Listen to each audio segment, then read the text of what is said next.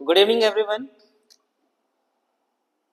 Yesterday we had started with colligative properties and determination of molecular mass, in which we have covered three colligative properties: relative lowering of vapor pressure, elevation of boiling point, and depression of freezing point. इसका एक complete explanation कल के session में हो चुका है. It is live on YouTube also. You can have revision from there. Now, today we are going to discuss the fourth colligative property, that is osmotic pressure. ये fourth colligative property हम discuss करने जा रहे हैं, osmotic pressure, and we will see that how with the help of this colligative property, that is osmotic pressure, molecular mass of unknown solutes can be determined. But before jumping on to osmotic pressure, let us first recall few aspects of osmosis. Osmosis आपके लिए कुछ नया नहीं है. आपने 9th standard में osmosis के बारे में पढ़ा है, और 9th स्टैंडर्ड में osmosis आपने केमिस्ट्री में भी पढ़ा है, बायोलॉजी में भी पढ़ा है. तो osmosis से रिलेटेड कुछ चीजें हम रिकॉल करेंगे. उसी से रिलेटेड मैंने यहाँ पे डायग्राम्स ड्रॉ कर रखे हैं. ये osmosis phenomenon को एक्सप्लेन करने के लिए या उसको याद दिलाने के लिए है. यहाँ हम ऑस्मोटिक प्रेशर की बात करेंगे स्पेसिफिकली, और इसी ऑस्मोटिक प्रेशर का एक और आगे एप्लीकेशन आएगा, रिवर्स ऑस्मोसिस. उसकी डायग्राम भी मैंने ड्रॉ करके रखी है. सबसे पहले हम कुछ अपने डेली लाइफ के कॉमन ऑब्जर्वेशंस को एक बार रिकॉल करते हैं. जैसे गर्मियों में आचार बनाना, खास करके आम का आचार बनाना, हर एक के घर में बहुत कॉमन होता है. आपने देखा होगा अचार बनाने के प्रोसेस में क्या किया जाता है, आम को छोटे छोटे पीसेस में कट किया जाता है और पहले उसको सॉल्ट के साथ मिक्स किया जाता है और सॉल्ट के साथ मिक्स करके छोड़ दिया जाता है. आपने नोटिस किया होगा कि सॉल्ट के साथ मिक्स करके छोड़ने के बाद उस मैंगो पीसेस का साइज जो है वो छोटा होने लगता है. It start shrinking. नहीं, फिर कई बार आपने ये नोटिस किया होगा कि सपोज कोई ओकेशन हुआ, घर में किसी की बर्थडे है, किसी की एनिवर्सरी है, और आपके लिए कोई बुके लेके आया फ्लावर का, मतलब not the artificial one, real flowers का कोई बंच लेके आया. आपने क्या किया, शाम होते होते वो फ्लावर थोड़े से मुरझा गए हैं. आपने क्या किया, उसको वाटर में रख के छोड़ दिया. सुबह आप देखोगे तो you will see that the flowers are fresh, revive हो जाता है. नहीं, तो कभी आपने सोचा कि ऐसा क्यों होता है? Why the mango pieces size shrink when it is mixed with salt, or why the flowers revive or the petals of flower revives when it is kept in fresh water? That is actually because of the osmosis phenomenon. किस वजह से होता है? osmosis phenomenon की वजह से होता है ना. इसी टॉपिक में लेटर ऑन मैं आपको उसकी क्लैरिटी भी दूंगा कि ऐसा क्यों हुआ. अभी फिलहाल हम इस डायग्रामेटिक प्रेजेंटेशन को समझते हैं. यहाँ पे in a beaker we have solvent, consider this as water, और ये एक कॉलम है. इस कॉलम में I have taken solution, consider this to be salt solution. इसको कंसिडर कर लेते हैं कि salt solution. And in this column over here you can see that semi permeable membrane is tied. Now let us understand what is this semi permeable membrane. Semi permeable membrane को अगर आप देखोगे ना तो that will appear as a continuous piece, but actually the semi permeable membrane is having very minute pores in it. उसमें छोटे छोटे whole, छोटे छोटे पोर्स होते हैं, और ये पोर इस पर्टिकुलर इस स्पेसिफिक डायमेंशंस में होते हैं that they allow the movement of smaller particles through it. Mainly यहाँ पे they allow the movement of solvent molecules through it, but restrict the movement of solutes. क्या करता है, सॉल्वेंट मॉलिक्यूल्स को पास होने देता है, बट सॉल्यूट के मूवमेंट को रिस्ट्रिक्ट करता है. सॉल्यूशन में जो सॉल्वेंट वाला पार्ट होगा that can move in and out through it, लेकिन सॉल्यूट का पार्टिकल जो सुगर मॉलिक्यूल्स होगा, सुगर मॉलिक्यूल्स का साइज बिगर होगा, it will not be able to cross those small pores, छोटे छोटे होल्स को वो क्रॉस नहीं कर पाएगा. मिक्स होने के बाद भी, मतलब यहाँ पे प्लेस करने के बाद यस, उसके बाद भी ऐसा नहीं अलाउ करेगा. सेमी परमिएबल मेम्ब्रेन के एग्जाम्पल काफी कॉमन है. एनिमल मेम्ब्रेन सेमी परमिएबल होता है, सेलेक्टिव परमिएबल होता है. पिग्स ब्लैडर बहुत कॉमनली यूज किया जाता है सेमी परमिएबल और सेलेक्टिव परमिएबल मेम्ब्रेन को कंस्ट्रक्ट करने में. इसके अलावा parchment paper and cellophane sheet. ठीक है, क्या क्या यूज करते हैं हम सेमी परमिएबल मेम्ब्रेन का example, pigs bladder, parchment and cellophane. These are very commonly used as semi permeable membrane or selective permeable membrane in the field of chemistry या फिर biology. और बहुत कॉमन भी होता है, नेचुरली अकरिंग भी है इसमें से. Pigs bladder is naturally occurring, right. अब देखो इस पर्टिकुलर डायग्राम में what you have to understand that we have solvent and solution separated by semi permeable membrane, right. मैंने सॉल्वेंट और सॉल्यूशन को सेमी परमिएबल मेम्ब्रेन से सेपरेट रखा है, यही है ना. तो क्या होगा यहाँ पे, slowly and gradually the solvent molecules will be able to cross this selective or semi permeable membrane, and with the passage of time the height of the column of solution will keep on increasing. Suppose अगर initially solution यहाँ तक है, तो with the passage of time you will see that the level will rise up. ठीक है, जैसे जैसे solvent से अबव इसकी हाइट जाएगी वैसे वैसे you will be getting the height difference, और based on that you can also calculate the pressure built in the column. ये फिजिक्स में आपने ये फॉर्मूला पढ़ा होगा. नहीं, अंदर से भी सॉल्वेंट बाहर आएगा, लेकिन जो नेट फ्लो होगा वो सॉल्वेंट का इनसाइड होगा. क्यों होगा वो आपको थोड़ी देर में पता चलेगा. मैं जब टाइप्स ऑफ सॉल्यूशन इंट्रोड्यूस करूंगा ना ऑस्मोटिक प्रेशर के बेसिस पे, तो यू विल अंडरस्टैंड. यहाँ पे सही है, solvent molecules can come out of this, solvent molecules can enter inside it, लेकिन यहाँ जो नेट मूवमेंट होगा वो solvent will be entering here. Why? Because in osmosis the net movement of solvent molecules takes place from its higher concentration to lower concentration. ये concentration gradient के according move करता है. यहां पे सॉल्वेंट की concentration ज्यादा है और यहां पे सॉल्वेंट की कंसंट्रेशन कंपैरेटिवली कम है, इसलिए नेट मूवमेंट सॉल्वेंट का किधर होगा, सॉल्यूशन की तरफ, है ना. The net movement will be from higher concentration of solvent towards lower concentration of the solvent. दो तरीके से बोला जाता है, जरा आप मेरे वर्ड पे ध्यान दीजिएगा. दो तरीके से कह सकते हो. एक कह सकते हो in osmosis the movement of solvent molecules takes place from the region of its higher concentration to lower concentration. ठीक है.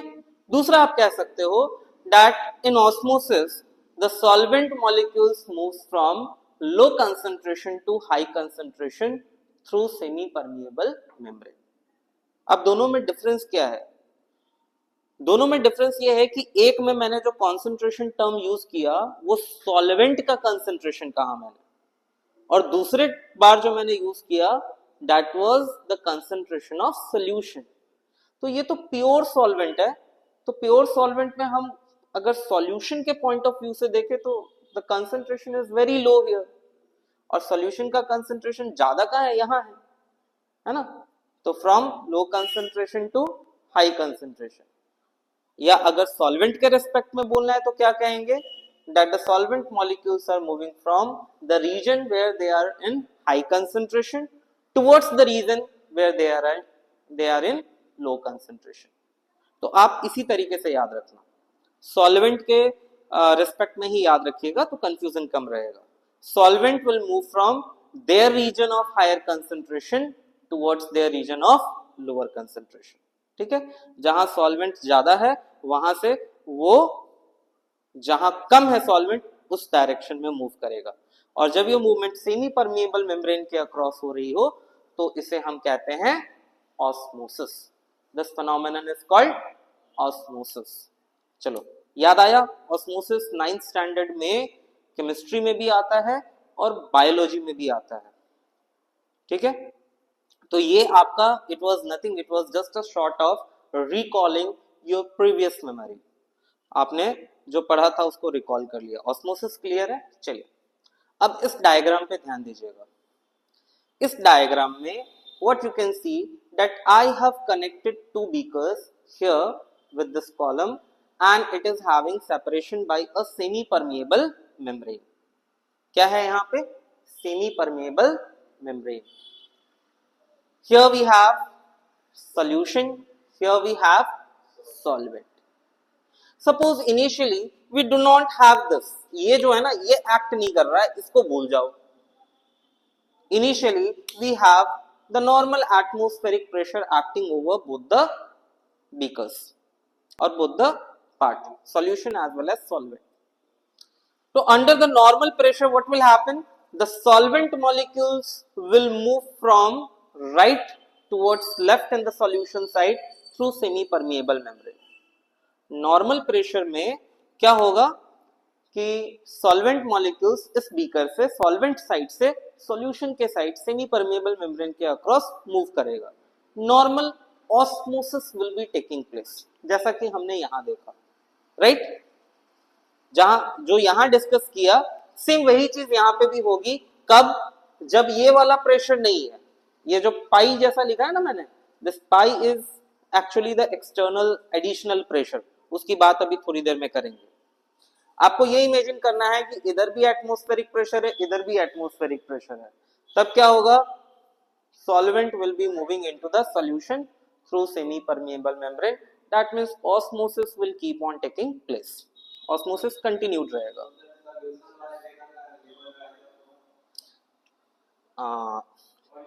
हाँ, वॉल्यूम बढ़ेगा।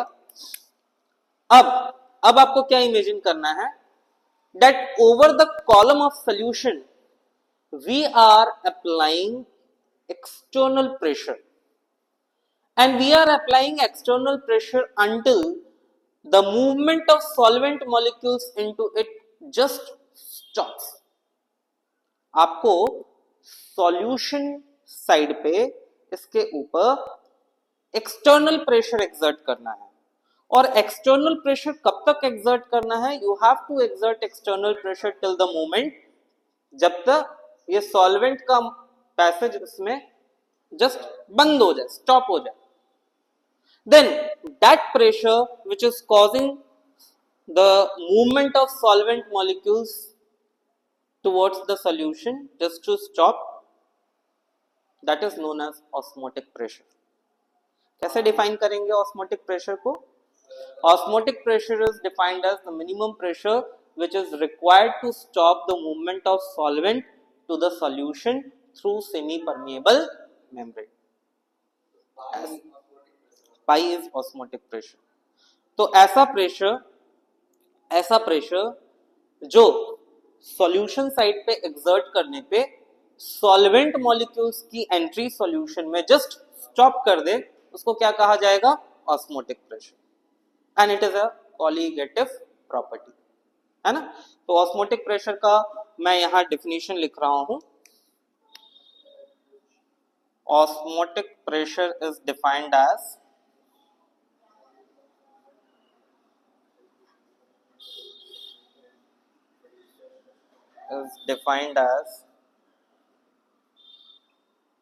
the pressure exerted, या ऐसा करता हूं, the minimum pressure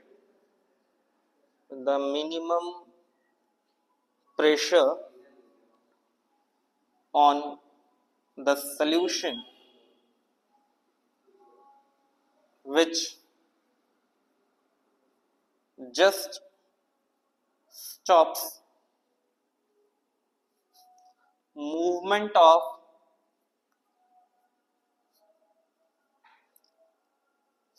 solvent into it,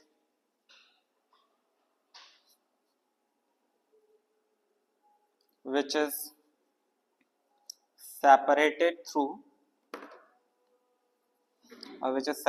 by a semi-permeable membrane.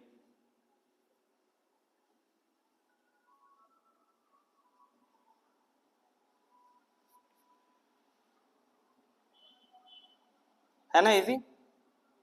Osmotic pressure is defined as the minimum pressure on solution which just stops movement of solvent into it, which is separated by a semi-permeable membrane from the solution, which is separated by a semi-permeable membrane from the solution.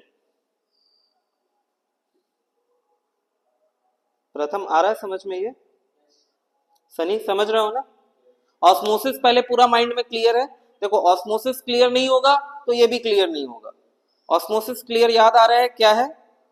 Osmosis is the movement of solvent molecules from the region of its higher concentration towards the region of its lower concentration through a semi permeable membrane. Right? Here what I have shown solution and solvent separated by semi-permeable membrane, and initially मैंने कहा कि we have the atmospheric pressure acting over both the part. Solution पे भी atmospheric pressure लग रहा है और solvent पे भी atmospheric pressure लग रहा है. Right? फिर मैंने कहा now suppose atmospheric pressure के अलावा और हम externally pressure यहाँ पे build करते हैं, we are exerting external pressure over it, then the minimum external pressure which cause the movement of solvent from solvent side to solution side just to stop, वो minimum external pressure जिसकी वजह से solvent का movement solution में just बंद हो जाए, stop हो जाए, उसको हम क्या कहते हैं? Osmotic pressure. और osmotic pressure is a colligative property which depends, it means that osmotic pressure depends upon the number of solute particles in the solution. Osmotic pressure colligative property है. इसका क्या मतलब हुआ? इसका मतलब ये हुआ कि osmotic pressure is such a property which depends upon number of solute particles relative to total number of particles in the solution. ठीक है? Now experimentally it has been found, यहां देखिएगा, experimentally it has been found that osmotic pressure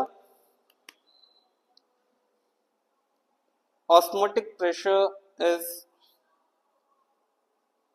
experimentally osmotic pressure pi is equal to CRT, जिसमें C का मतलब है molar concentration of solution, R is universal gas constant and T is the temperature. ठीक है? मैं थोड़ा सा इसको मॉडिफाई कर रहा हूं आगे. कैसे मॉडिफाई कर रहा हूं? I know the molar concentration is given by number of mole divided by volume of solution in liter. तो मैंने लिखा N by V RT. और क्या कर रहा हूं? इसको ना मैं N2 लिख रहा हूं. बता सकते हो why I have written N2? Because this is nothing, it is number of mole of solute, और solute को हमने component 2 या component B कंसिडर किया है शुरू से ही, तो यहाँ N2 का मतलब हुआ number of mole of solute, right? अब अगर number of mole of solute की जगह पे मैं mass of solute by molar mass of solute place करूं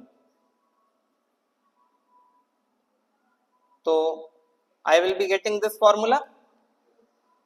Or how we can determine molar mass या sorry molecular mass of the solute? So M2 का side change कर दीजिए, it is W2 RT by into V. This is the formula which can be used for determination of molecular masses of unknown solute through osmotic pressure method. Osmotic pressure method से you can determine molecular masses of unknown solutes using this formula. तो कितना simple था. पहले क्या introduce किया मैंने, osmotic pressure क्या होता है ये इंट्रोड्यूस किया. फिर आपको बताया कि experimentally chemist have found that osmotic pressure is equal to CRT. Osmotic pressure is directly proportional to molar concentration.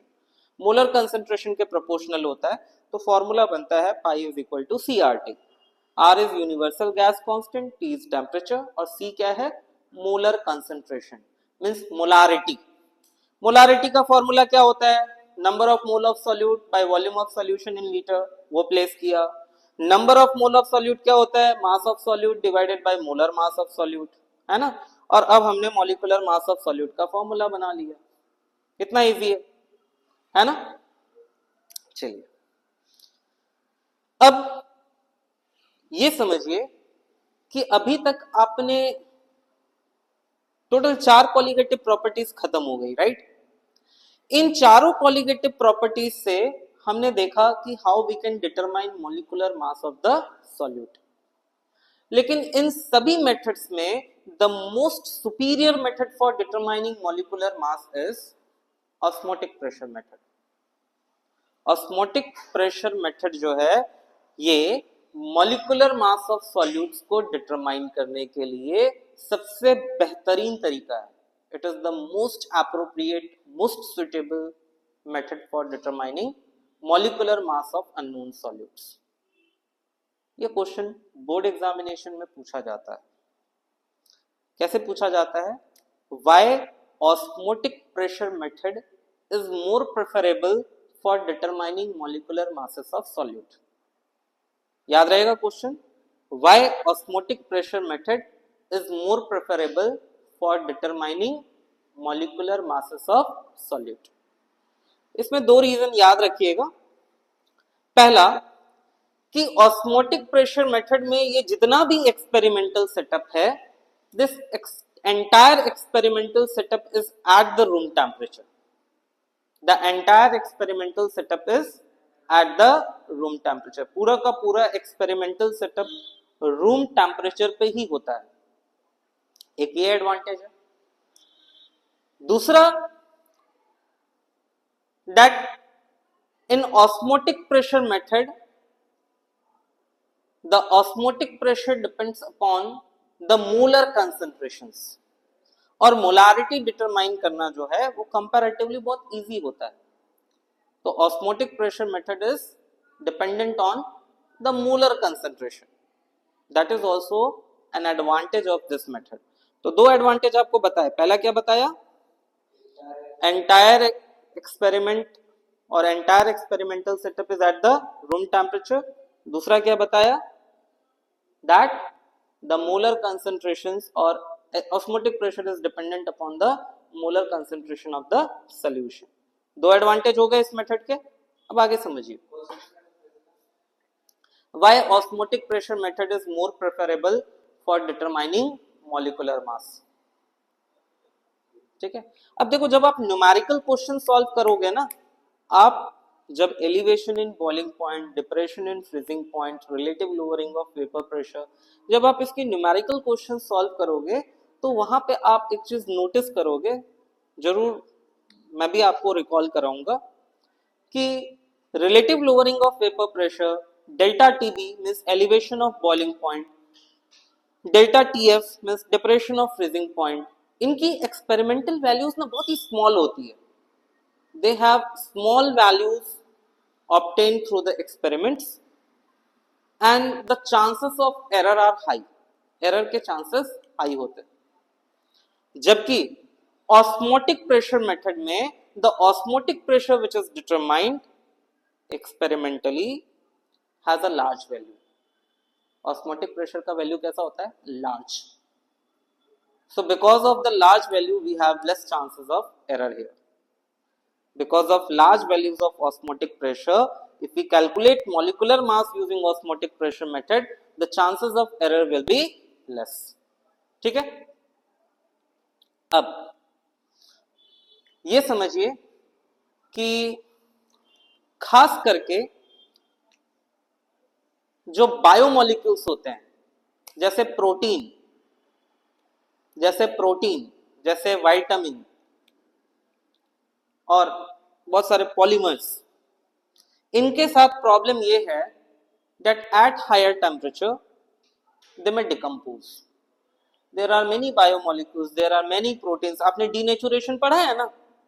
पढ़ा है ना कि टेम्परेचर चेंज होगा तो प्रोटीन डीनेचर्ड हो जाएगा. तो अगर हम बाकी डिफरेंट मेथड्स यूज कर रहे हो, जैसे एलिवेशन ऑफ बॉइलिंग पॉइंट अगर हमने यूज किया, तो वहां पे हीटिंग रिक्वायर्ड होगी एक्सपेरिमेंट में. डिप्रेशन ऑफ फ्रीजिंग पॉइंट में भी टेम्परेचर चेंज रिक्वायर्ड होगा. हो सकता है उस टेम्परेचर पे वो बायोमोलिक्यूल स्टेबल ना हो, वो बायोमोलिक्यूल अपना नेचर लूज कर दे. लेकिन यहां तो the entire experimental setup is at the room temperature, तो your biomolecules will remain as it is, है ना. और पॉलीमर जो है, पॉलीमर का भी यही किस्सा है, राइट. तो याद रखिएगा कि osmotic pressure method is the most preferable method for determination of molecular masses of biomolecules and polymer. Biomolecule और पॉलीमर के मॉलिक्यूलर मास डिटरमाइन करने के लिए हम सबसे पहले कौन सा मेथड प्रेफर करेंगे? ऑस्मोटिक प्रेशर मेथड ही प्रेफर करेंगे. और इसके क्या एडवांटेज है? Number 1, experimental setup is at the room temperature. Number 2, molar concentration, है ना. इजी, याद रहेगा. ठीक है. ये पार्ट मैं लिख नहीं रहा हूं क्योंकि उतना स्पेस भी नहीं है, और इतना थ्योरेटिकल पार्ट लिखना जो है इट इज लाइक थोड़ा टीडियस भी हो जाएगा. But this entire part is given in NCERT.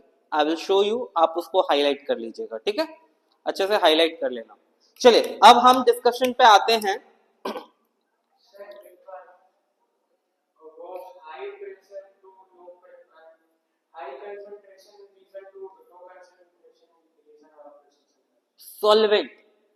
Solvent का रीजन ऑफ हाई कंसंट्रेशन, मतलब जहां सॉल्वेंट ज्यादा हो, towards region where solvent is in less amount, है ना.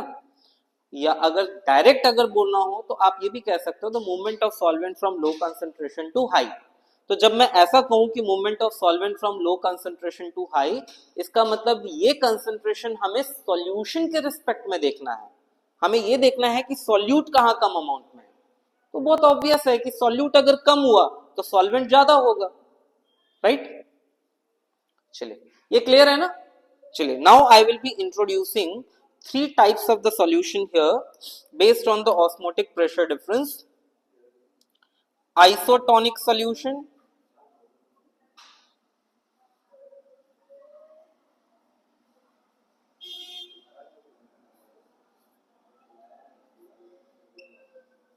hypertonic solution,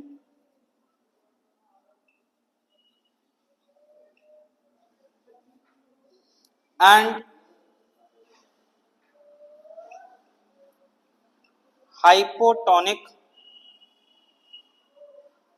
solution.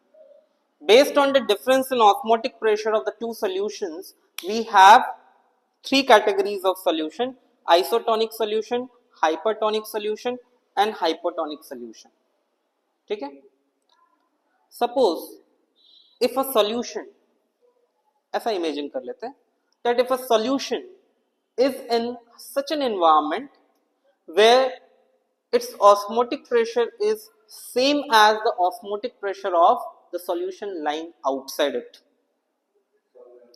हाँ, तो अगर दोनों का osmotic pressure सेम हुआ, then this solution will be called isotonic solution. क्या कहा जाएगा इसको? Isotonic solution. And whenever any cell or anything if kept in isotonic solution, the net osmosis will be zero. There will be no net osmosis taking place. जितना solvent इसके अंदर जाएगा उतनी solvent बाहर भी आ जाएगा. There will be no net osmosis taking place. किस condition में? Isotonic solution. जैसे हमें इंट्रावेनस सलाइन वाटर जो दिया जाता है वो सलाइन वाटर होता है 0.9% sodium chloride solution. Now 0.9% sodium chloride solution is isotonic with the blood plasma. 0.9% sodium chloride solution की ऑस्मोटिक प्रेशर और हमारे ब्लड में ब्लड प्लाज्मा की ऑस्मोटिक प्रेशर या ब्लड की ऑस्मोटिक प्रेशर सेम है, तो there will be no net osmosis taking place, है ना. तो it is safe to give intravenous injections of saline water. 0.9% NaCl देना सेफ है. लेकिन if the concentration of the saline is greater than 0.9% NaCl, तो क्या होगा पता है? अगर 0.9% NaCl से ज्यादा कंसंट्रेशन हुआ तो क्या होगा? Net osmosis will be happening. और उस नेट ऑस्मोसिस में क्या होगा कि अब blood will be losing water. हमारे ब्लड सेल्स जो है ना वो पूरे श्रिंक हो जाएंगे. जबकि अगर 0.9% से कंसंट्रेशन कम हुई सलाइन की, if NaCl concentration in the saline is less than 0.9%, then the adverse effect will be more amount of water or more amount of the solvent will be entering into the blood cells. It can cause swelling and bursting out of the cells. Cell जो है swell हो सकता है, burst हो सकता है animal cells के comparison condition. ठीक है, तो समझ में आ रहा है. अगर आइसोटोनिक सॉल्यूशन हुआ तो दोनों सॉल्यूशन के ऑस्मोटिक प्रेशर सेम है. हाइपरटोनिक सॉल्यूशन का मतलब हुआ the solution is having osmotic pressure higher compare to the other. और हाइपोटोनिक सॉल्यूशन का मतलब हुआ osmotic pressure is less compare to the other solution. Hypertonic solution में किसी सेल को प्लेस करने पे नेट एक्सोस्मोसिस होता है, means net amount of water will be coming out of the cell. It will cause shrinkage. Hypotonic solution में क्या हुआ? हाइपोटोनिक सॉल्यूशन में net amount of water or solvent will be entering into the cell that will cause net endosmosis. क्या बोलते हैं इसको? net endosmosis will be taking place. अब आप बता सकते हो कि इसमें शुरुआत में जो हमने डिस्कशन किया that the mango pieces when mixed with salt and placed, the mango pieces shrink. Hypertonic. आपने जब उसको सॉल्ट के साथ मिक्स किया, मॉइस्चर तो है ही उसमें, आपने सॉल्ट के साथ मिक्स किया तो वो हाईली कंसंट्रेटेड सॉल्यूशन बना रहा है जो उसके सेल के सॉल्यूशन के कंपैरिजन में कैसा हो गया? हाइपरटोनिक. तो उस हाइपरटोनिक सॉल्यूशन के प्रेजेंस में the cells of the mango pieces start losing water and that is why their size shrink. Right. जबकि when the flower or the petals of the flower are kept in the fresh water, there the fresh water concentration is very low. मतलब solvent का amount ज्यादा है, वहां पे osmotic pressure कैसा है? it will cause movement of water into the cells, so that will cause swelling out of the cells, है ना. कई बार आपने देखा होगा जैसे गाजर, मूली, देखा है ना मार्केट में हमेशा उस पर वाटर ऐसे ऐसे फ्रेश वाटर स्प्रिंकल करते रहते हैं, है ना. और अगर वाटर स्प्रिंकल नहीं किया ना तो एकदम ड्राइड ऐसा लगेगा कि एकदम पूरा सूख चुका है, ड्राई हो चुका है ना. लेकिन आप उसको फ्रेश वाटर में डाल के थोड़ी देर छोड़ दो, एकदम स्टिफ हो जाएगा वो, है ना. तो क्यों? Because of the water acting as a hypotonic solution over there, है ना. एंडोस्मोसिस की वजह से होगा. more amount of water will be entering into the cells. Easy है ना ये समझना? श्योर? चलिए, अच्छा एक चीज आपने अपने डेली लाइफ में एक ये भी नोटिस किया होगा that many people have a habit of taking more amount of salt in their diet. जब तक ऊपर से वो नमक नहीं लेना उनका जी नहीं बढ़ता है ना, सॉल्ट ज्यादा खाते हैं। And the excess intake of the salt causes water retention in the cells। Salt अगर एक्सेस अमाउंट में लिया जा रहा है तो it causes water retention in the cell, जिसकी वजह से ना आपको कुछ साइंस बहुत मतलब कुछ चीजें जो है ना बहुत कॉमन दिखेगी उनमें। पफीनेस दिखेगा, पफीनेस मतलब आप देखोगे कि उनका चेहरा में कहीं कहीं स्वेलिंग जैसा दिखेगा, पफ्ड दिखेगा, है ना, या हाँ हाँ। तो ये जो चीजें आपको नजर आती है ना, that is also the sign of, that is also the sign of difference of the osmotic pressure. ये भी ऑस्मोटिक प्रेशर डिफरेंस का ही साइन है, ठीक है। ज्यादा अमाउंट में चीनी लेने से तो शुगर लेवल अगर राइज हुआ तो it can lead two diabetes.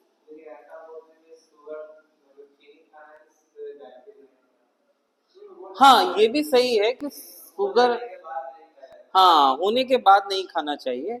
ज्यादा अमाउंट में आप शुगर लोगे तो मतलब that is also having adverse effects over the health in some other aspects, है ना। तो अभी उतना हम बायोलॉजी में एंटर नहीं कर रहे हैं, ठीक है।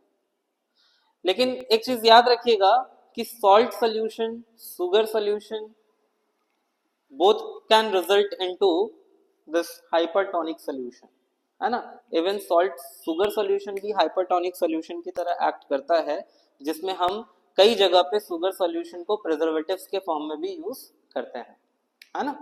जैसे जैम, स्क्वैशेस, है ना, इसमें शुगर सॉल्यूशन, शुगर को जो है प्रिजर्वेटिव की तरह यूज किया जाता है, हाइपरटोनिक कंडीशन जनरेट करता है वहां पे वो।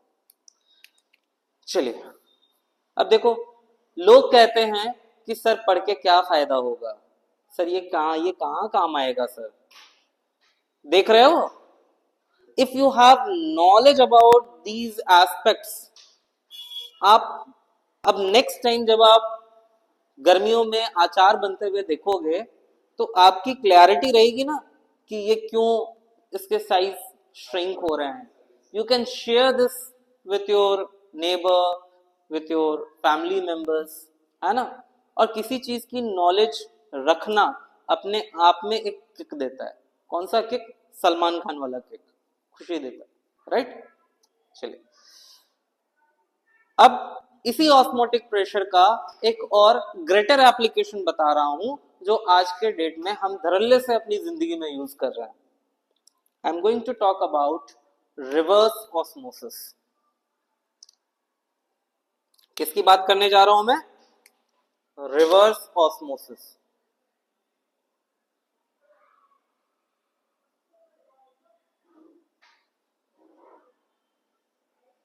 आप जो अभी पानी पिए, प्रथम आरओ का पानी था। अच्छा ये जो आरओ आरओ हम बोलते हैं, आरओ होता क्या? What is RO? Reverse osmosis. और बहुत सिंपल है, इसमें ज्यादा मुझे कुछ बताना ही नहीं है। आप देखो मैंने एक कॉलम में फ्रेश वाटर लिखा है और दूसरे कॉलम में सॉल्ट वाटर लिखा है। आप देख रहे हो यहाँ पे एक पिस्टन है जिसके through I can apply the pressure.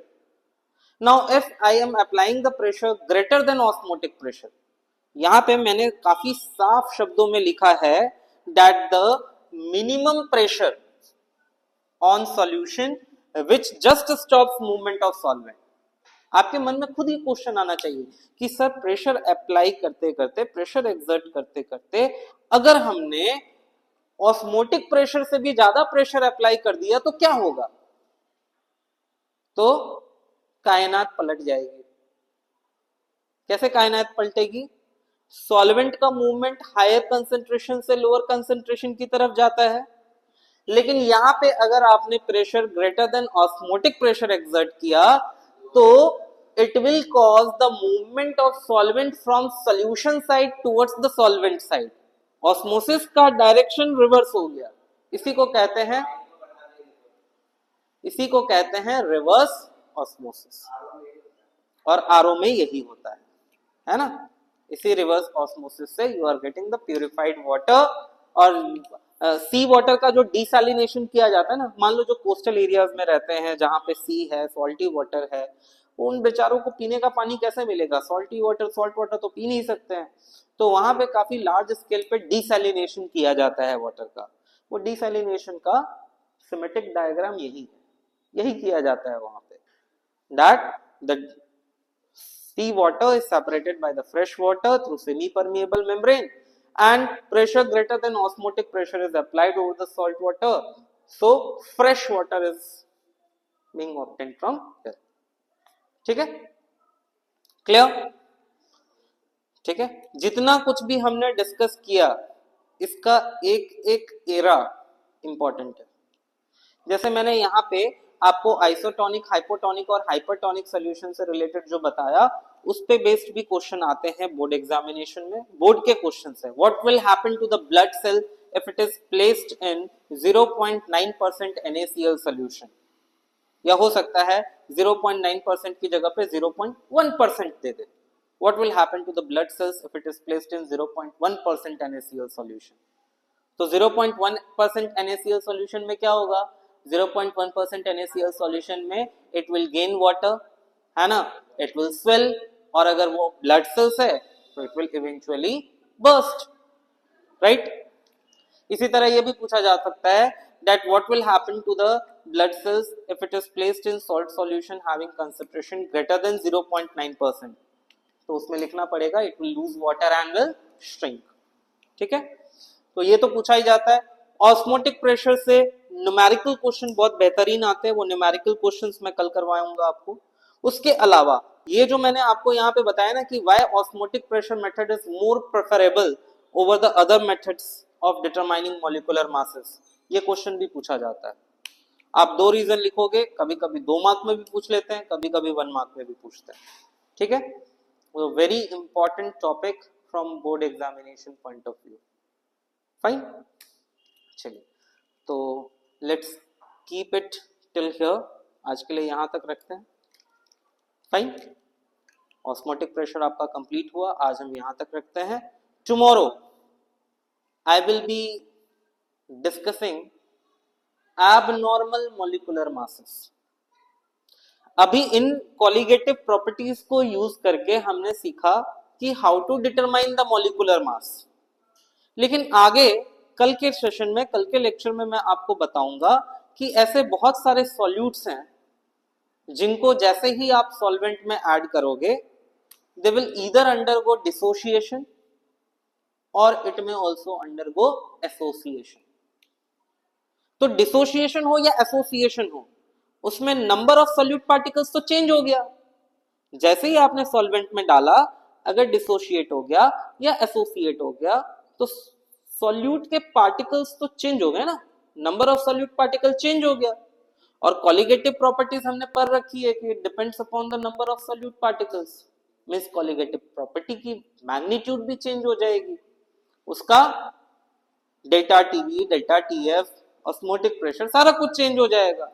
और वैसे में अगर आप मॉलिक्यूलर मास डायरेक्ट कैलकुलेट करोगे तो वो मॉलिक्यूलर मास आपको ट्रू मॉलिक्यूलर मास नहीं मिलेगा।